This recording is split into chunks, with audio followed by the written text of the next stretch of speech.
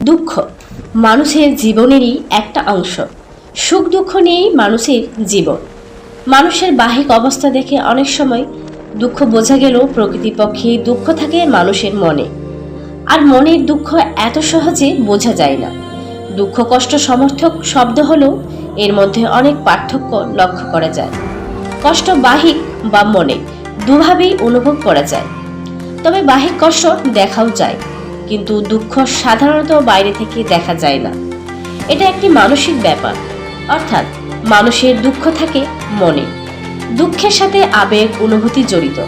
আজকাল কেউ দুঃখের কথা শুনতেই চায় না। দুঃখী মানুষকে দেখলে এড়িয়ে চলে। তবে আমাদের উচিত দুঃখী মানুষের পাশে দাঁড়ানো। আজ আপনি একজনের দুঃখে হাত বাড়ালে কাল আপনি দুঃখে পড়লে আল্লাহর পক্ষ থেকে কেউ আপনার দুঃখে হাত বাড়াবে। আজকাল সোশ্যাল মিডিয়ায় ব্যাপক হারে দেখা যায় মানুষের দুঃখের স্ট্যাটাস। হয়তোবা মানুষ তাদের কাছের মানুষের কোনো সহায়তা পাচ্ছে না, অথবা কেউ তাদের দুঃখ বুঝছে না। তারা তাদের জীবনের ছন্দ হারিয়ে ফেলেছে। আর এই জন্যই দুঃখী মানুষগুলো সোশ্যাল মিডিয়ার প্রতি ব্যাপকভাবে আসক্ত হয়ে পড়েছে। কপালে সুখ লেখা না থাকলে সে কপাল পাথরে ঠুকেও লাভ নেই। এতে কপাল যথেষ্টই ফলে, কিন্তু ভাগ্য একটুও ফলে না। পৃথিবীর নিয়ম বড় অদ্ভুত। যাকে তুমি সবচেয়ে বেশি ভালোবাসো সেই তোমার দুঃখের কারণ হবে। যারা নিজেকে নিয়ে ব্যস্ত থাকে তারা কখনো অন্যের দুঃখ কষ্টকে উপলব্ধি করতে পারে না। যত্ন করে কাঁদানোর জন্য খুব আপন মানুষগুলোই যথেষ্ট। ধনীরা যে মানুষ হয় না তার কারণ ওরা কখনো নিজের অন্তরে যায় না। দুঃখ পেলে ওরা ব্যাংকক যায়, আনন্দে ওরা আমেরিকা যায়। কখনো ওরা নিজের অন্তরে যেতে পারে না, কেননা অন্তরে কোনো বিমান যায় না। প্রতিদিন কিছু ইচ্ছেকে পুড়িয়ে মারি, প্রতিদিন কিছু ইচ্ছেকে পাঠাই নির্বাসনে। ভালোবাসা কি ভীষণ প্রতারক, হৃদয় ভেঙে যে যার সেই জানে।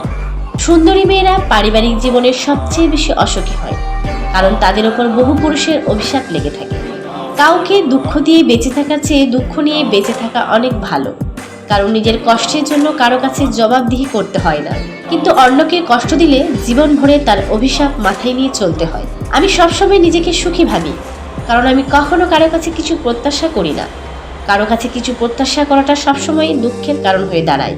ভবিষ্যতে যার কাছ থেকে তুমি সবচেয়ে বড় কষ্টটি পাবে, আজ সে তোমার সবচেয়ে কাছের কোনো একজন। বৃক্ষের সার্থকতা যেমন ফল ধারণের, সেই রকমই নৈতিক গুণাবলীর সার্থকতা শান্তি লাভে। চরম ও পরম শান্তি লাভের পথ হচ্ছে ক্রমাগত সৎ জীবনযাপন করা। দুঃখমুক্ত জীবনযাপনের ইচ্ছা না থাকলে যা ঘটতে যাচ্ছে তাকে ঘটেই গেছে বলে মনে করতে হবে। জীবনের দুটি দুঃখ আছে, একটি হলো তোমার ইচ্ছা অপূর্ণ থাকা, অন্যটি হলো ইচ্ছা পূর্ণ হলে আরেকটি প্রত্যাশা করা। আমি বৃষ্টিতে হাঁটি যাতে কেউ আমার অশ্রু দেখতে না পারে।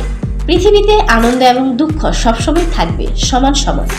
বিজ্ঞানের ভাষায় আনন্দের সংরক্ষণশীলতা। একজন কেউ চরম আনন্দ পেলে অন্যজনকে চরম দুঃখ পেতে হবে।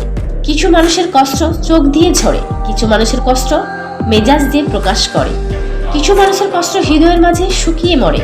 তবে কষ্টকে যারা প্রকাশ করতে না পারে তারাই জীবনে সবচেয়ে বেশি কষ্ট করে। সংসারের জ্বালা যন্ত্রণা এড়াবার প্রধান উপায় হচ্ছে মনের ভিতর আপন ভুবন সৃষ্টি করে নেওয়া এবং বিপদকালে তার ভিতর ডুব দেওয়া। যে যত বেশি ভুবন সৃষ্টি করতে পারে, যন্ত্রণা এড়াবার ক্ষমতা তার ততই বেশি হয়। পৃথিবীতে সকল দুঃখের মূল কারণ হলো একা একা সুখে থাকতে চাওয়া। আসলে একা একা কখনো সুখে থাকা যায় না, এটা সাময়িক। যতদিন পর্যন্ত মানুষ একা একা সুখে থাকার চিন্তা মাথা থেকে বাদ না দেবে, ততদিন পর্যন্ত এই পৃথিবীতে সুখ হবে না। কিছু কিছু মানুষের জন্য এই পৃথিবীটা কোনো উপযুক্ত স্থান নয়। তাদের জন্য এই পৃথিবীটা যেন এক সমুদ্র জল, মাঝে মাঝে বৃষ্টি নামে, একঘেয়ে কান্নার সুরের মতো সে শব্দ। আমি কান পেতে শুনি, বাতাসে জাম গাছের পাতায় সরসর শব্দ হয়। সব মিলিয়ে হৃদয় হা হা করে ওঠে। অধিগস্ত বিস্তৃত শূন্যতায় কি বিপুল বিষণ্ণতায় না অনুভব করি। জানালার ওপাশের অন্ধকার থেকে আমরা সঙ্গীরা আমায় ডাকি। একদিন যাদের সঙ্গ পেয়ে আজ নিঃসঙ্গতায় ডুবেছি। কষ্ট কখনো কাউকে কষ্ট দেয় না, সুখেই মানুষকে কষ্ট দেয়। তাই সুখের পিছনে ঘুরে সময় নষ্ট করা মানে দুঃখকে আমন্ত্রণ জানানো ছাড়া আর কিছুই নয়। আমি ভাবতাম আমি গরিব, তারা বলল আমি গরিব নয়, অভাবগ্রস্ত। তারা বলেছিল নিজেকে অভাবগ্রস্ত ভাবাটা আত্মপ্রবঞ্চনা। আমি বঞ্চিত, ওহ না, ঠিক বঞ্চিত না, স্বল্প অধিকার প্রাপ্ত। তারপর তারা বলল, স্বল্প অধিকার প্রাপ্ত কথাটা ব্যবহার জীর্ণ। আমি হলাম সাফল্যের পথে বাধা প্রাপ্ত। আমার কাছে এখন একটা পয়সাও নেই, কিন্তু আমার শব্দ ভাণ্ডার বেশ সমৃদ্ধ হয়েছে। কষ্ট হলো মানুষের জীবনেরই একটা অংশ, যা চোখের জল দিয়ে বের হলো হৃদয়ের মাঝে আজীবন গাঁথা থাকে। আর সুখ যদিও মানুষের জীবনের একটা অংশ, তবে তা হৃদয়ের মাঝে গাঁথা থাকে না, হাসির মাধ্যমে বাতাসের সাথে মিশে যায়।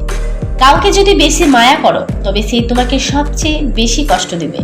সবকিছুকেই একটি নির্দিষ্ট সংজ্ঞায় সংজ্ঞায়িত করা যায়, কিন্তু কষ্টকে কোনো নির্দিষ্ট সংজ্ঞায় ফেলা যায় না, কারণ কষ্ট এমন এক জিনিস যা ব্যক্তি থেকে ব্যক্তি ভিন্ন হয়। হাসি সবসময় সুখের কারণ বোঝায় না, মাঝে মাঝে এটা ও বোঝায় যে আপনি কতটা বেদনা লুকাতে পারেন।